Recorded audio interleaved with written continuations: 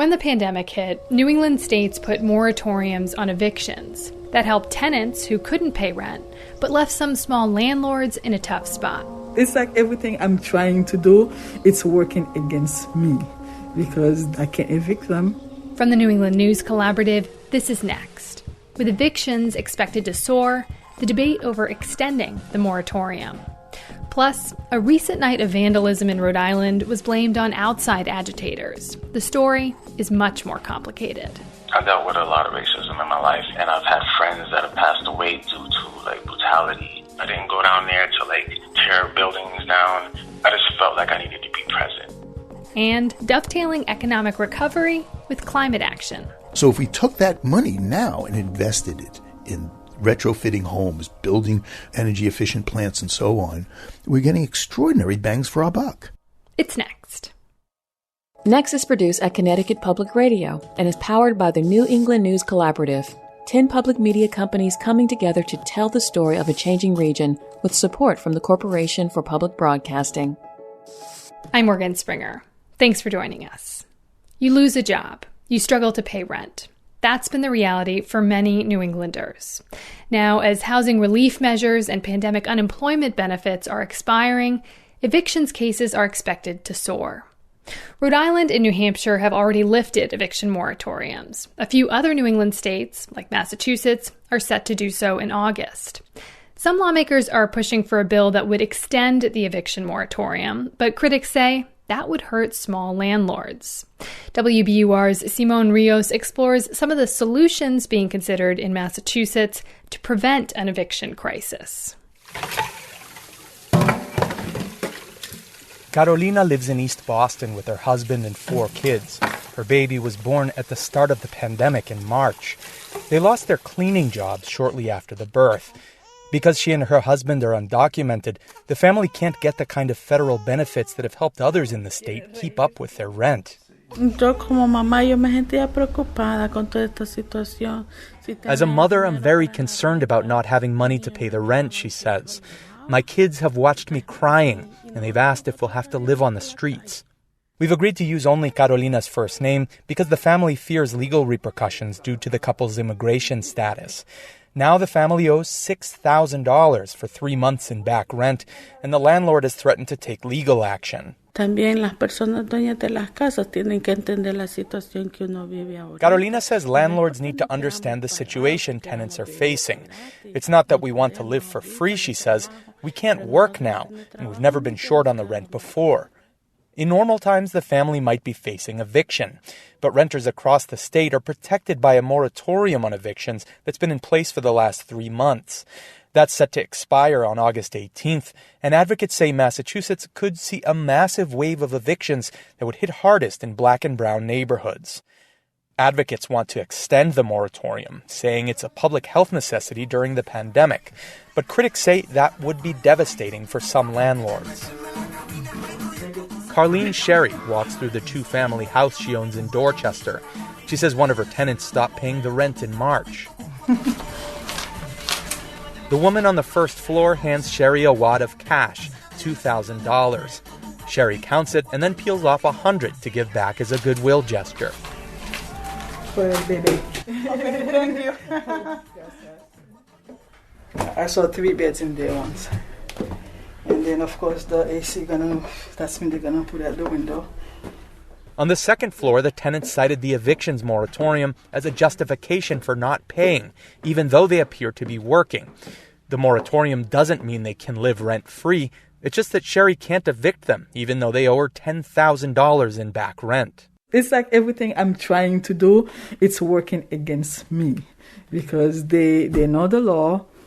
I can't evict them. I'm forced to sell. Sherry says after 4 months in the red, she wants out of the property. And she has a buyer, only she can't close until the tenant who's not paying moves out. And there's no indication that's going to happen anytime soon. Sherry says if the rent moratorium is extended, legislators should create a mechanism to prevent bad faith tenants from abusing the law.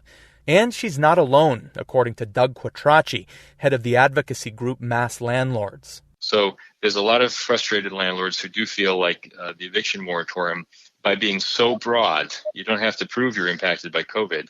It's just enabled some people to take advantage. We don't think it's many, but it's enough. Quattrocchi says about 5% of his members are unable to pay their bills and are ready to sell, and another 20% don't know how they're going to make ends meet at the end of this year. State lawmakers are considering a bill that would extend the eviction moratorium through next August. It would also create a relief fund to help landlords collect rent lost because of the pandemic. Clark Ziegler, head of the quasi-governmental Massachusetts Housing Partnership, says stopping evictions alone won't solve the underlying problem. Which is that it costs money to to provide housing. And, in addition to, mortgage expenses, there's utilities and insurance and maintenance and so on. And so unless we sort of replace this lost income at some scale, it's hard to imagine other interventions that are going to be very effective. To keep the rental market afloat, Ziegler says, tenants need hundreds of millions of dollars in state or federal aid over the course of a year-long moratorium. Last month, Democrats in Congress proposed a new stimulus bill that would include $100 billion in rental assistance and ban all evictions for 12 months. But it's made little progress in the Senate. On the state level, the Baker administration announced a new $20 million rental and mortgage assistance program. Quattrocchi from Mass Landlords says we need to think bigger, far bigger. He wants to see a new tax directed at single-family zoning that would generate enough money to guarantee rents are paid until the pandemic comes to an end. That was WBUR's Simon Rios. That story was part of a bilingual collaboration between WBUR in Boston and the newspaper El Planeta. We'll have a link to the Spanish version of the story at our website, nextnewengland.org. It's that point in the show where we hear from you, our listeners. Last week, we asked you how the pandemic has impacted your personal relationships. We got this call. Hi, my name is Kelly. I'm from Norwich, Connecticut. Both my husband and I are fairly newly married, and we were both worried that we might not get along during this process, but we found ourselves growing much, much closer. We also heard from another Kelly, Kelly Doyle in Central Maine. My relationships have gotten even more strained. That's my experience. I called Kelly up and asked her to describe a particular interaction that felt strained. I have a friend who, she came into my home for a visit and she had on a mask and I did not have one on. And I was like, I just want to make you feel comfortable. I'm sorry that you feel like you have to wear a mask at my house. And she said, oh, I'm trying to protect myself because I'm afraid I might have it and I might give it to you. And I said, well, I can handle it. I said, if you're worried about me, please don't worry about me. I'm fine. So my relationship with my friend it's awkward and I feel diseased. And there are some people that are absolutely angry if you're not wearing a mask and you can't really wear a sign that says, yes, I have asthma, I'm high risk, and I'm not wearing a mask, and it's none of your business, and I'm sorry if you feel like I'm going to contaminate you. It's just so weird. Is there any part of you, like some people would say, okay, I get that you don't want to wear a mask, but just wear it for her. What's your response to that, line of thinking? I have had that thought. Like, when I go to the grocery store and I see the young kids that are bagging groceries, they have to go to work and they're running the registers and they've got their masks on and the little plastic thing up. And I do have compassion in that. And I do wear a mask when I go to the grocery store, not because I think it's doing anything one way or the other, except maybe alleviating their fear. That was Kelly Doyle. Kelly lives in Piscataquis County, Maine, a large rural county where only 4 coronavirus cases have been reported, none of them fatal. Kelly says she doesn't know anyone personally who's suffered complications from the virus, and in that way, it hasn't hit close to home for her. Just a little reminder about wearing masks. Top health experts, including the Centers for Disease Control and Prevention, say wearing a cloth mask in public or when you're around people outside your household is a simple way to help stop spreading the coronavirus. Some masks are better than others at filtering particles and protecting the person wearing the mask, but any type of face covering helps reduce the chance that an infected person could spread the virus. So now we turn to you. How do you feel about wearing a mask? Are there times where you think people have gone overboard? Or do you notice fewer people wearing masks as infection rates decline in New England And what do you think about that? Leave a comment at 860-275-7595. Again, 860-275-7595. Or you can email us at next@ctpublic.org. And thank you.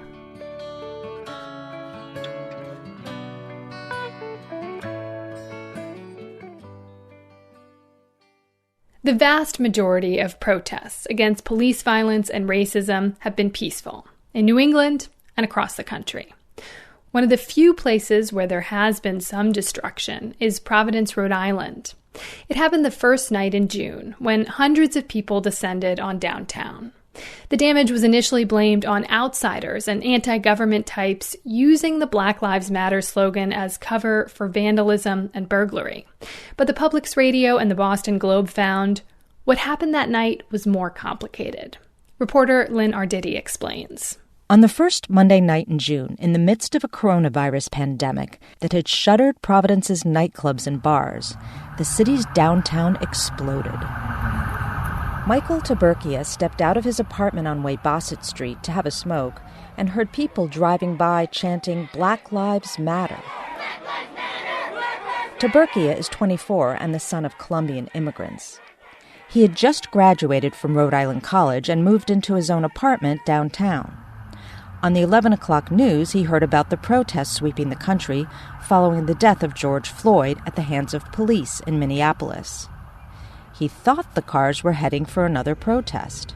I was thinking of George Floyd. He 100% made me want to go. So I called the buddy up and asked if he wanted to go check the Statehouse house because I thought there was a protest.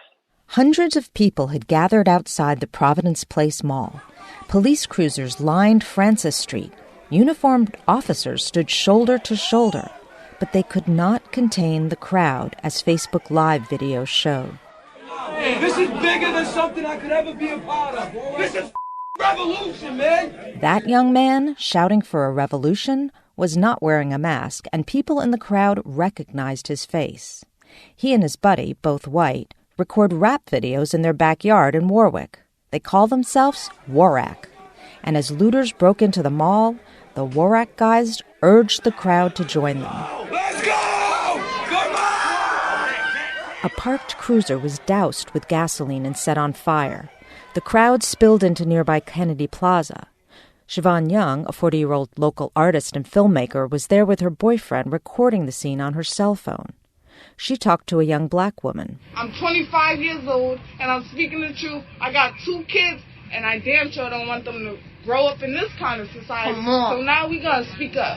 We're going to speak up because we black, white. You even got white people on our team.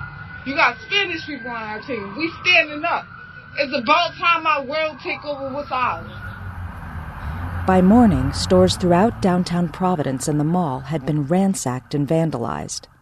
Several police officers were treated for minor injuries, and at least 2 civilians had been hurt. Channel 12 reports one bystander lost an eye. The morning after, Governor Gina Raimondo spoke at a news conference outside the mall. Make no mistake about it, what we saw last night was not a protest. It was not a protest. What we saw last night was an organized attack on our community. Law enforcement officials now concede that most of the so-called outside agitators were homegrown. All but half a dozen of the 65 people arrested were from Rhode Island. They were mostly young men from Providence and nearby communities. Less than half of the locals had prior criminal records. None had any known ties to any anti-government groups. One of the people arrested was Daryl Jordan.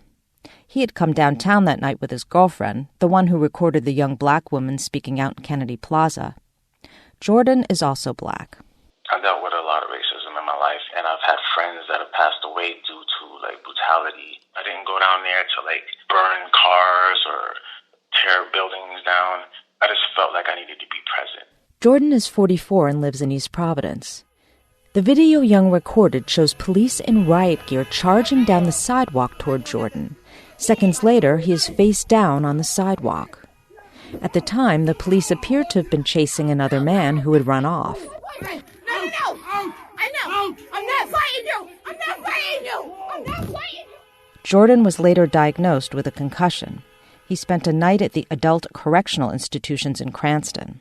Jordan was charged with disorderly conduct, a misdemeanor. While he was locked up, he says, he talked to some of the young people downtown that night. Like the one I was in the cell with, his dad actually passed away due to police brutality. So he was down there not to loot or riot. He was just down there to just protest and have a voice. And he told me he didn't know it was going to go the way it did. But others knew full well what was planned that night. A flyer circulating on social media earlier in the day called for looting in Providence at midnight. Police alerted mall officials who decided to close the mall early.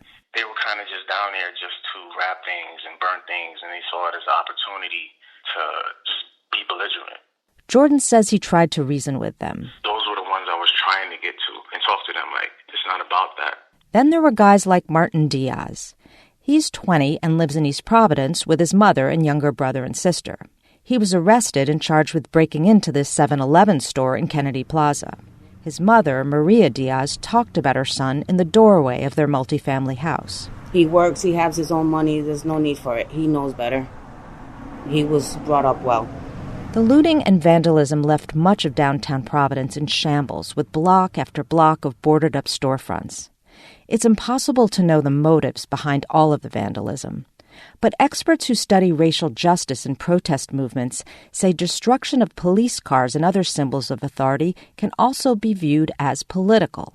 Leisha Brooks works at the Southern Poverty Law Center, a nonprofit specializing in civil rights. The fact that people engage in violence tells us that there's something wrong. And so if we could look past the violent act itself and try to understand what it is, what message are people trying to give, to deliver. In the days since the riots, scores of people have turned out to help clean up and repair the damage.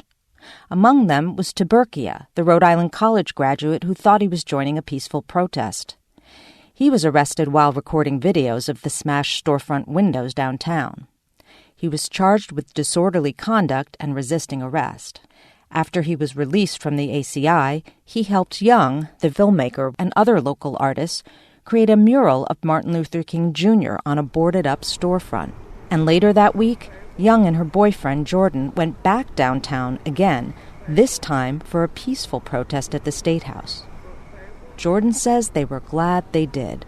We went down there and it ended up beautiful. It was needed. It was actually healing to see everybody come together. So I felt better about that.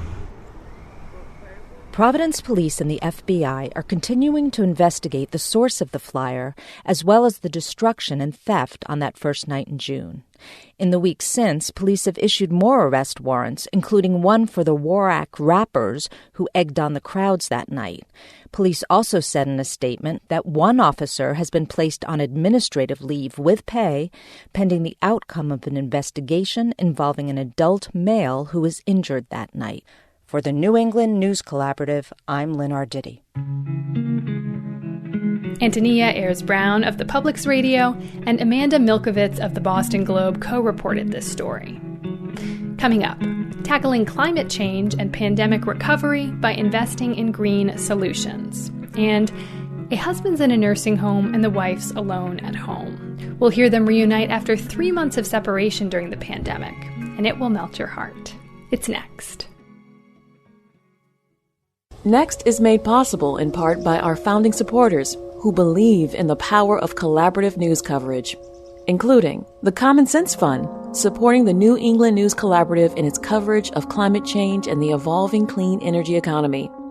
Support also comes from Douglas Stone and Mary Schwab Stone through the Smart Family Foundation of New York. Welcome back. I'm Morgan Springer. We've talked about the economic struggles of this pandemic. Now we're going to look at one potential silver lining, the opportunity for climate action. It's likely the federal government will approve stimulus money again to try to boost the economy. And many environmentalists propose we intentionally direct some of those funds toward green recovery. But how? Bruce Gellerman is a senior reporter at WBUR in Boston, and he asked environmental thinkers in Massachusetts that very question during a recent reporting project. Bruce, thanks for coming on Next. You bet, Morgan. So first, tell us a bit about the project. Well, I try to cast a wide net of people to get them to give me ideas on how to have this kind of green dream recovery. So I interviewed about 24 people, and they sent in their little audio clips of their ideas, and everything from like food waste composting to fusion energy. It was an amazing kind of collection of ideas. Well, yeah, let's dig into one of those ideas. And one of the proposals was sustainable concrete. And I'll be honest, it didn't really grab me when I first saw it, but there's a reason I absolutely should be interested. Why is that? Well, first of all, it's a contradiction in terms. Right now, concrete is responsible for 7% of the world's carbon dioxide emissions because it uses fossil fuels, intense heat to make, and yet after water, it's the world's most used substance. So sustainable concrete is a really powerful idea. And I spoke to someone from the MIT Concrete Sustainability Hub, and it's hard to believe something like that exists, but they're doing incredible work. And what makes concrete sustainable? Well, they're reformulating it so that it can have different materials so that it doesn't take such intense heat to make and that it doesn't give off so much CO2 when it's being made. Is that a hard process to go through? It's tough. It is. And it's extraordinarily challenging in terms of the science and the economics. You have to transition this entire global industry to a new process. That ain't cheap. No, doesn't sound cheap. So here's another proposal. Hi, Patricia Spence with the Urban Farming Institute. Since the pandemic hit, we've been growing more food and seedlings for our folks experiencing higher rates of food insecurity. With increased recovery funding, we can acquire more land and train more urban farmers so we can do our part to meet the other rapidly approaching crisis, climate change. A fact sheet from University of Michigan puts carbon emissions from transporting food at around 5%. But how does Pat Spence propose we actually get the land needed to grow more food locally? Well, the way she's developed the land, she has 5 plots around Mattapan and Roxbury and Dorchester in Boston, and she's got it through land trusts. That is, people donate the land, they get a tax benefit, and forevermore it becomes taken out of use for development except for farming. The idea is you have food grown where people use it. Not only that, but she teaches people how to market the foods and how to distribute the foods. So you're reducing the carbon miles that it needs to get from farm to fork. All right, so moving on to quadrupling every state's energy efficiency investment. That's another proposal. Also sounds kind of expensive. What's the benefit here? Oh, the benefit is huge, Morgan, because much of the energy that is used to heat and cool our buildings. But retrofitting existing buildings, which has to be done if we're going to meet our greenhouse gas emission goals and climate goals, is very tough. It's very expensive. If you can invest in that, in new old buildings, reducing their need for carbon fuels and giving people jobs and creating a new industry around that, well, then you've not only helped dig your way out of this COVID-19 crisis, but you've set up your communities and your cities for going forward to meeting the next crisis, which is climate change. One of the people you talk to about a specific idea here is Susan Almano. She's one of the co-founders of Merrimack Valley Interfaith Team. Let's listen to what she had to say. The program I would put at the center of a pandemic stimulus bill to address climate change would be free insulation for all buildings. This would lower everyone's energy bill, help small businesses grow, and provide many new jobs for energy assessors, insulation technicians, and inspectors. The idea is a multiplier effect, right? Insulation, for example, can give you, for every dollar you spend on insulation, it's estimated between $4.50 and $7 in payback in terms of reduced emissions and reduced consumption. So if we took that money now and invested it in retrofitting homes, building energy efficient plants and so on, we're getting extraordinary bangs for our buck. Could this have a particularly positive impact on communities of color where air pollution is often worse? Absolutely, because we now know that COVID-19 really attacks communities where they have high levels of pollution near airports, near roadways. So, you could definitely have a positive impact on those communities. Your goal in writing this article was to kick off the conversation. So what's next? Which ideas actually have the chance of becoming a reality? Well, it's really interesting. I started this project about 2 months ago, and many of these ideas, which kind of were around to be sure, have now been picked up in a bill being considered by the Democrats in Congress for a $1.5 trillion COVID recovery. So, there's a possibility that they could actually see the light of day, but we'll see. And we should just note the CARES Act, which approved economic relief money earlier in the pandemic, didn't direct money toward green recovery, but who's to say what future legislation could hold? Exactly. I would say that, globally, $12 trillion has gone to the COVID-19 recovery, and only 0.2% of that money has been spent on green projects. Wow. Well, we'll leave it there. Bruce Gellerman is a senior reporter at WBUR in Boston. It's been great to talk to you, Bruce. Thank you. You're welcome, Morgan. Bruce wrote about 16 different options that environmental thinkers are proposing. To learn about the other ideas, go to our website, nextnewengland.org, and click on the post for episode 206. On Next, we've reported on how nursing homes and other long-term care facilities have been especially hard hit with coronavirus deaths. To keep the virus out, nursing homes have been on lockdown for months. But those safety measures have come at a high cost. Without visits from friends and loved ones, many residents are dealing with extreme isolation. Today we bring you the story of Peter and Dottie Miller in New Hampshire. Peter has lived in a nursing home for the past 5 years. He's deaf and deals with a variety of other health problems that require around-the-clock care. His wife Dottie lives alone in the home they shared for 2 decades, and normally she would visit Peter twice a day. But the pandemic has forced Dottie and Peter apart. April 20th. My name is Peter Miller. I am 77 years old.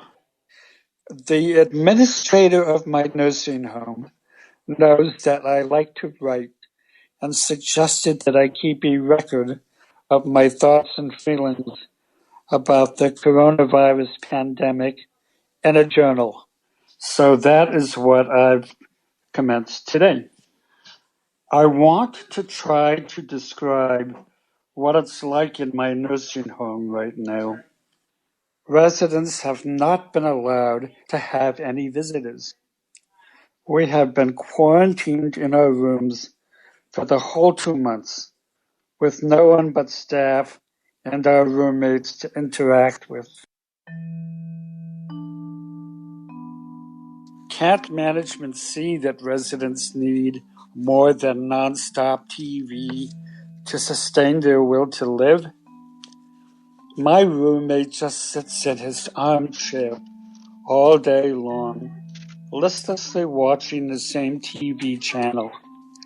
Is it okay to kill people with nothingness if that's what it takes to protect them from coronavirus?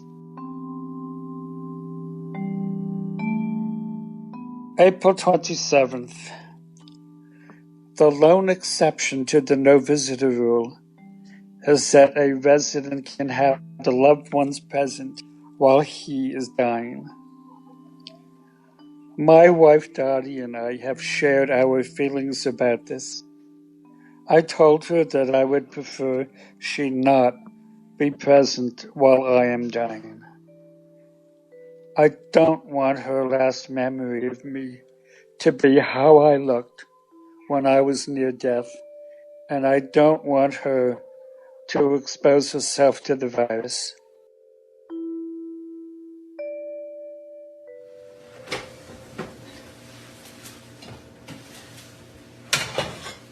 Well, it's a lovely morning, a little chilly the way I like it, and I'm going to make some scrambled eggs for me and the dogs.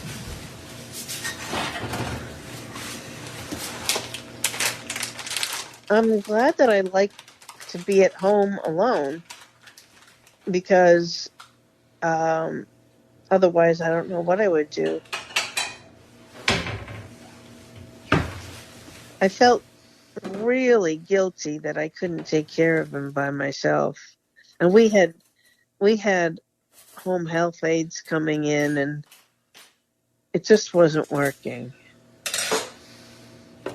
I moved through it until the COVID-19 crisis hit and people were dying in nursing homes. And then I rethought. I thought, is there any way he can live at home so he can be safe? And I can't. We don't have the funds for him to live at home. So my guilt came back because I know if he lives at home, he's safer. But I'm stuck, not being able to provide that for him. I think it's grief. I think I'm grieving. May 26th. Yesterday I watched one of my favorite movies, The Best Years of Our Lives, filmed after the Second World War ended. The movie portrays the difficulties soldiers experienced as they tried to readjust to civilian life. I liked the realism, particularly the awkwardness the men and their wives displayed as they tried to rekindle their romantic feelings. The film made me wonder how it will feel for me and Dottie when we are able to be together again. Will we experience an awkward readjustment? I miss Dottie's proximity and her affectionate touch. I feel so alone here sometimes.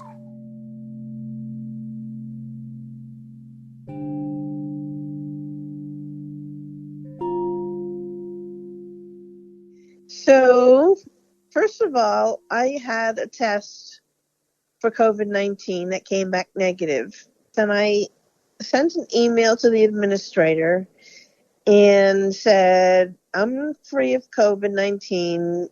Is there any way I can visit Peter? And she said no, which I kind of knew she was going to say, but I figured it was worth a try. And Peter gets terrible ear infections, and it's been 3 months now, so we're worried that he has an ear infection. So the doctor's office said he has to come in. So that's the only reason that he's allowed out of the building. And they said, why doesn't Dottie go? Yeah. Oh, I'm so excited. I can't believe it. I feel like it's our first date. I'm like, what? I'm like giddy with, oh my God, I can't believe it. Now I'm getting in the car, getting ready to see Peter, which I haven't seen him in 3 months because of the pandemic.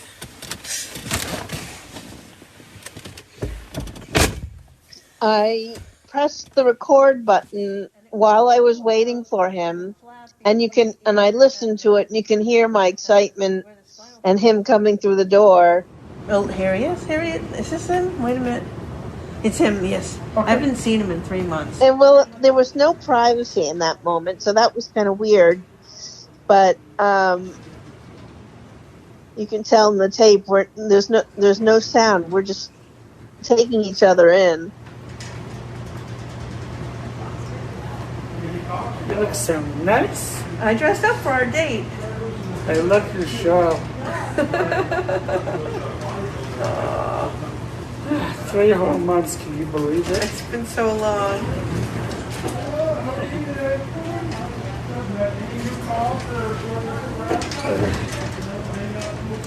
This is wonderful. It is.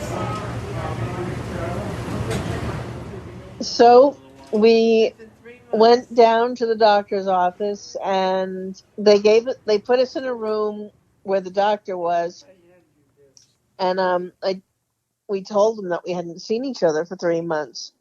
So after his appointment, the doctor was so cute. He was like, we can just put you in an exam room and you're still being examined.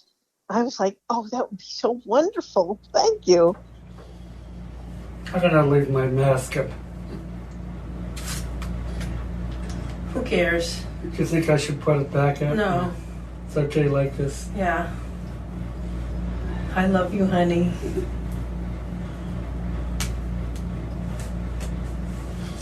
It shouldn't be that difficult to make this happen periodically. Well, I'll work on it.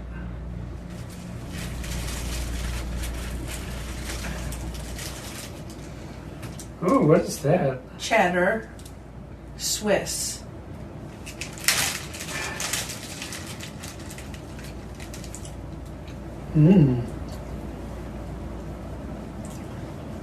Good thinking.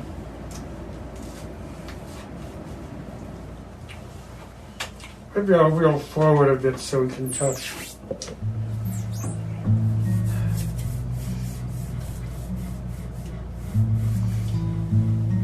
Okay, let's hold hands.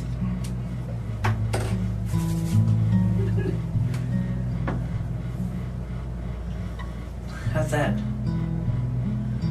Your hands are so soft. I better soak it up. Me too. Well, you have a lovely smile. Oh. I hope I do too. You do? I'm glad you're holding up well. I am. I know it hasn't been easy for you either. No, it hasn't. Do you want a kiss?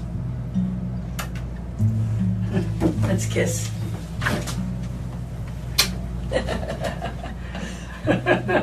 Aren't we naughty? Don't tell anybody we did that. It's on the back. It's on the tape.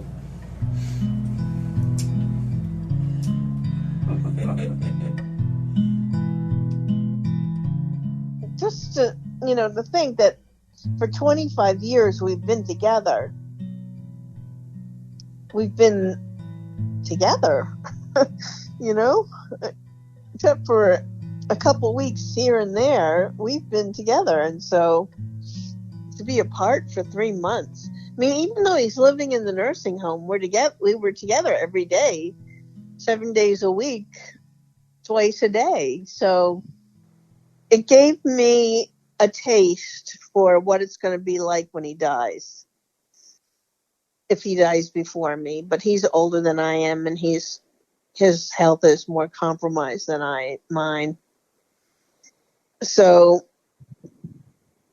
it gave me a taste of that. I realized that as I was alone.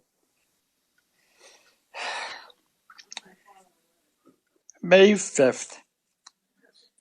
I have been doing some end-of-life reflecting. Dottie and I are planning to meet in the afterlife. Years ago, she wanted to be reincarnated as a hawk. That inspired me to write a love poem for her titled Hawks, way back in 1995, the second year of our marriage. Waking again, that glorious feeling, morning light shimmering on the ceiling, a swift north wind disturbing autumn's leaves, the bedroom curtains swaying in the breeze. Well, my bride, my lover, what do you say? Shall we meet on that mountaintop today? Hawks will be gliding south in graceful sweeps, and you and I have promises to keep.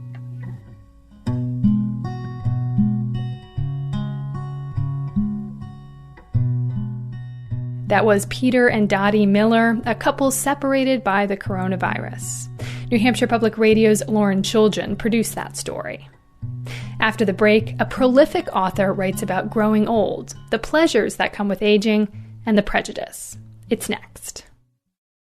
Next is made possible in part by our founding supporters who believe in the power of collaborative news coverage, including the John Merck Fund, supporting the New England News Collaborative in its coverage of climate and clean energy. We're back. Elizabeth Marshall Thomas has spent most of her life observing the natural world and writing about it. Elizabeth has written 14 books over her half-century career, including the New York Times best-selling book, The Hidden Life of Dogs. Her new book is called Growing Old, Notes on Aging with Something Like Grace, which came out this year. Elizabeth Marshall Thomas is 88 years old, and she joins us by Zoom from her home in New Hampshire to talk about the book. Elizabeth, welcome to Next. Well, thank you for having me, gosh. On the sleeve of the book, there's a picture of you lighting a cigarette from the candles of a cake that's for your 88th birthday. What's that about? Well, it's that I smoke. I mean, I know you shouldn't, and I know it's very bad, but I do it anyway. But on the other hand, it said that 2/3 of the people who smoke die of smoking, but that means that 1/3 of them don't. And somebody has to be in that 1/3, so I figure might as well. I feel like it also shows, I haven't met you, but through reading your book, you seem to have a fun and humorous spirit, and that kind of is indicative of it, yeah? Yeah, I like things that are funny, yeah, very much. In the book, you say, life while aging can be wonderful. It's just wonderful in a different way than it was when you were young. Now, when you were younger, you spent 3 years among the San people in the Kalahari Desert, and you wrote about them. You spent a summer alone in a cave in the Arctic studying wolves, and you wrote about that. Is part of the message of the book that while life might be different and simpler now, it's just as pleasurable? That's exactly true. I mean, other things are also pleasurable. You don't have to be in a cave in the Arctic to have a good time. Writing is pleasurable. It's my favorite thing. I enjoy taking walks. I enjoy the landscape here. I enjoy looking at animals. We have deer come in the field, and there was a bear the other day. He was very interesting. I mean, that kind of thing. In the book, you talk about how people in their 50s will say, oh, I'm so old. And at 88, your perspective on 50-year-old is completely different. Can you talk about that? To me, 50 is childhood. I mean, not quite, but kind of grown children, but but very young. I mean, when I'm 80, my kids are 60. 60 seems young. I mean, 60 is young. My favorite years, frankly, were 50, 60, and 70. What did you love about those years? I just had a good time. I was healthy. I could do everything that I could always do, mostly. I mean, I used to be able to lift 100 pounds. I don't know if I could when I was 60, but I could lift 80 pounds. Now I can lift 10 pounds. I mean, there comes a point where you feel you've gone downhill. Before that, you don't have that feeling. You describe this interaction with your neighbor in the book. She comes over to visit you. She brings you soup, and you invite her in to talk for a little while. And I'm wondering if you could read the passage on page 13 from that point. Yes, gladly. She asks if you're in good health. You tell her you are. And then she talks about the weather. But she's visiting you because you're old. And her talk turns to other old people she knows. She reveals their medical issues. One has arthritis, another has osteoporosis, and a third is getting dementia. You also have arthritis, and when you express your sympathy, your neighbor sees she just reminded you that your body is failing. She chooses a more appropriate topic. My grandmother is 93, she says brightly. My great-aunt lived to 98. You ponder this. When you were in your 30s, your neighbors didn't tell you they knew people in their 40s. Your neighbor sees you as a walking cadaver.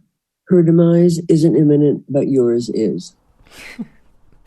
I feel like there's so much in there, which is like humor, but also this experience of maybe people acting what could be perceived as oddly the older you get. What do you get out of that passage? I think that happens. I think it's very common. To count into what you're saying, the fact that you realize that people are old and you're trying to get them away from it or something like that. You also say in the book that, quote, many younger people don't really like old people and that they're prejudiced against them. Where do you see this prejudice come out most in your experience? Oh, it comes out a lot, everywhere. I searched, when I was writing this book, I searched through the internet for jokes about old people, and there's zillions of them, and 99% are about women peeing in their pants. They really aren't very funny. Speaking of respect for older people and the cultures that have the respect for older people, things like this would never, ever happen. Yeah, you talk about how the cultures you've studied, elders were revered, and they were still considered useful because they could offer guidance based on their memories of the past. Now, as you write, we have written records for that, and you say, quote, our society respects old people only if they're famous, and often not even then. What are some of the things you'd like to see younger generations do to show more respect and to stop acting prejudiced? They'll find out soon enough when they get old, but yeah, I don't see how it's possible to achieve that. I don't think that younger people are ever going to, in this culture, not with the culture we've got, it isn't going to happen. So my grandmother was born during the Civil War, so she didn't know about telephones until she was maybe in her 70s, and she was afraid of telephones. Well, I am equally afraid of computers. I mean, I had to have my son help me get this together, and because we're talking via a computer. And yeah, I appreciate that. I mean, I was just in a nervous wreck while he was doing it together. I'm so sorry. I'm so sorry. Oh, no, don't be. He obviously he succeeded because here we are. But the thought of me doing that myself is just unimaginable. And since our culture has moved so far forward with technology, I suspect that that's going to be true, for the next generations. Another thing you describe in the book is this feeling of being erased. Yes, well, I think that comes in with respect for elderly people. I think people certainly don't ask you what you think about things because everything has changed since you had the ability to think, according to them. And very seldom do people, in my experience anyway, people don't ask you about the past or how things were at one time because they don't care. It's how things are now that matter, and you don't have the same grip on the things now that they do, and that's just true. As you write, and we all, of course, know, the conclusion of old age is death. Yeah. Are you afraid of dying? No, I've never been. I mean, I know it's going to happen. I mean, it's not that I want it, but I'll probably die in the next few years, if not sooner. I mean, that's what happens. You say that before you die, you should prepare, mostly to ease the burden on loved ones. And toward the end of the book, you outline your plans, and you even write your own obituary with a couple, fill-in-the-blank parts. I'm not sure I'll use it, but I hope they will. It's a little long obituary. I don't know. I liked it. I enjoyed it. But for listeners who haven't read the book, can you just explain your plans and why you made the specific choices that you did? My husband was cremated, so I think I want to be cremated because I want to be in the same grave with my parents and my husband and my dogs who are there. I mean, also they should do what they want. I mean, you're not going to care because you'll be dead. Yeah. What would be your advice, or do you have any advice for someone like me who is younger about aging? Gosh, I would just not think about it too much. I would just enjoy things and take things as they come. You don't need to prepare for aging. It happens slowly. And you get used to it a little bit at a time. You forget names, and then you forget verbs, but you already were forgetting names. I mean, it's not some horrible shock.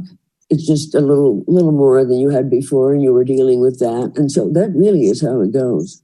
Well, thank you so much for that advice and for talking to me today. I really appreciate it. A pleasure. That was Elizabeth Marshall Thomas, the author of many books, and most recently, Growing Old, Notes on Aging with Something Like Grace, which came out this year. She lives in New Hampshire. And that's a wrap today. You can find our show wherever you get your podcasts. Just search Next New England. Next is produced by me, Morgan Springer. Vanessa De La Torre is our executive editor. The executive producer is Katie Tolarski. Daniela Luna is our intern. All the music you hear on Next is by musicians in New England. If you want to know who you heard today, visit our show page at nextnewengland.org. The New England News Collaborative is powered by the Corporation for Public Broadcasting, Connecticut Public Radio, Vermont Public Radio, New Hampshire Public Radio, Maine Public Radio, New England Public Radio, WBUR, WCAI, WGBH, WSHU, and the Public's Radio.